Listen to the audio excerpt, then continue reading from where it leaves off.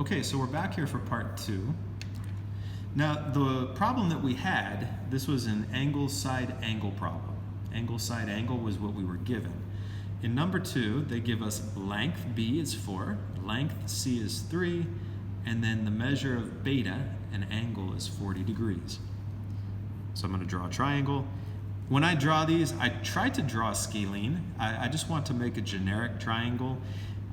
If I want to put, it doesn't matter where I start. If I want to make that B, that's fine. But if that's B, then that means that beta is opposite that. So 40 degrees has to go here. So I have to make sure that the correct measurements are corresponding to each other. And then C is 3. I'll put the C here at the bottom. Now that means this is gamma.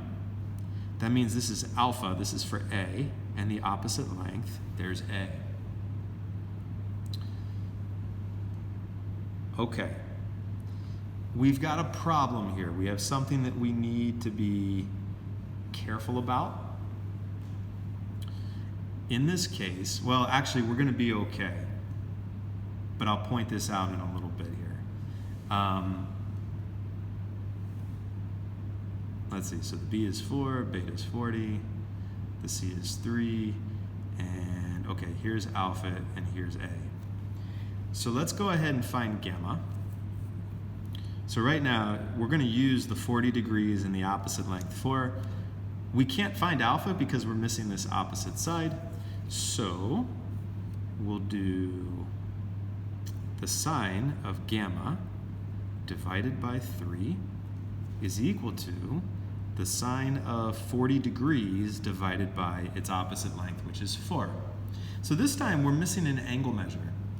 Well, we're going to cross multiply still.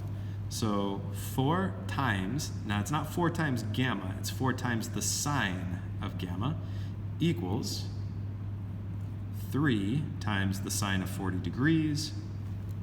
I'm not going to calculate yet. I'm going to move the 4 here by dividing by 4. And what we get is the sine of gamma equals 3 times the sine of 40 degrees divided by 4. All right, now, so when I type this in here, so 3 times the sine of 40, and then divided by 4, and we're going to get a decimal 0.482. So the sine of gamma is equal to 0.482. Well, we're not done because we're not looking for the sine of gamma, we are looking for the actual angle measure. So in this situation, to undo, we need to break apart the sine from the angle measure. We have to take the inverse of both sides. So I'm going to take the inverse sine, and the symbol for that is sine raised to the -1 of that. And then on the right side, I'm going to do the inverse sine of 0.482. Now to be exact, I'm going to do inverse sine of my answer. I want this whole thing. I do not want to write 0.482. It'll probably be close, but I want to type the whole thing in here. I don't want to round until the end. So I can do that with this calculator. Right above the negative symbol is ANS, answer, in blue. So I have to hit the second button, and then the answer button. And what happens, okay, so it put whatever that previous answer was, it put it in there for me, equals, and we get 28, I'll round it to the tenths, 28.8 degrees. So gamma equals 28.8 degrees. So there's one answer there. Gamma is 28.8. Now from that, since we know both of these angles, we can add them up and then subtract from 180 to get alpha. So if I take 40 plus 28.8, I get 68.8.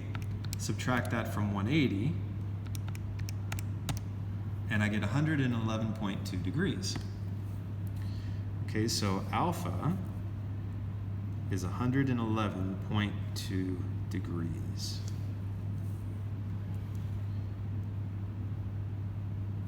Now the last thing we're missing here is the opposite side of alpha, this length A. Let's use the law of sines again. and we're going to say the sine of this angle. So the sine of 111.2 degrees divided by its opposite length A equals, now we have some choices here. We could use 28.8 degrees in 3, or we could use 40 degrees in 4. I will use 40 degrees in 4 because I rounded this, and this is more exact. So I'll say equals the sine of 40 degrees divided by 4. So now we're going to cross multiply. And what happens here, you start getting used to this. I'm going to multiply 4 times the sine of 111.2. I'm going to multiply A times the sine of 40, but then I'm going to turn around and divide by that value. So if I want to just set it up at the beginning, I can do that. And now it's a calculator problem. So we've got 4 times the sine of 111.2 degrees divided by the sine of 40, and we get 5.8. 5.8. So the value for A is 5.8. And there we go. Those are the values. Now, we have to be really careful. Here's 5.8. Notice that A is the longest side. Now that makes sense because the longest side should always be opposite the biggest angle. The middle side, 4, should be opposite the middle angle measure, 40 degrees. The shortest side, 3, should be opposite the smallest angle.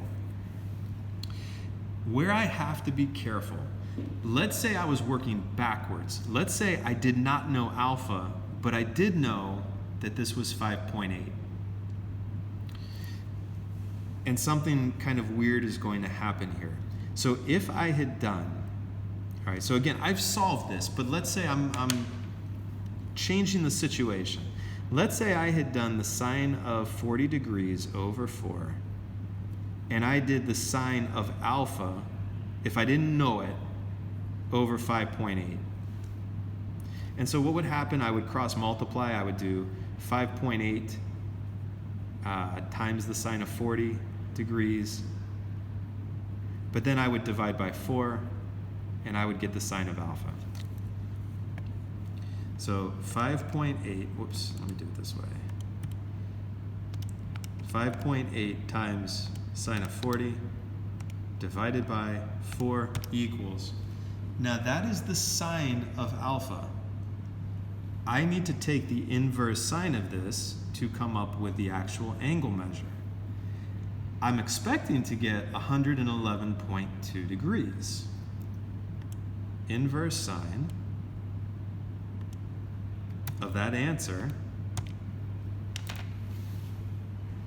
that is definitely not 111.2. Now, as a matter of fact, though, this is 68.8.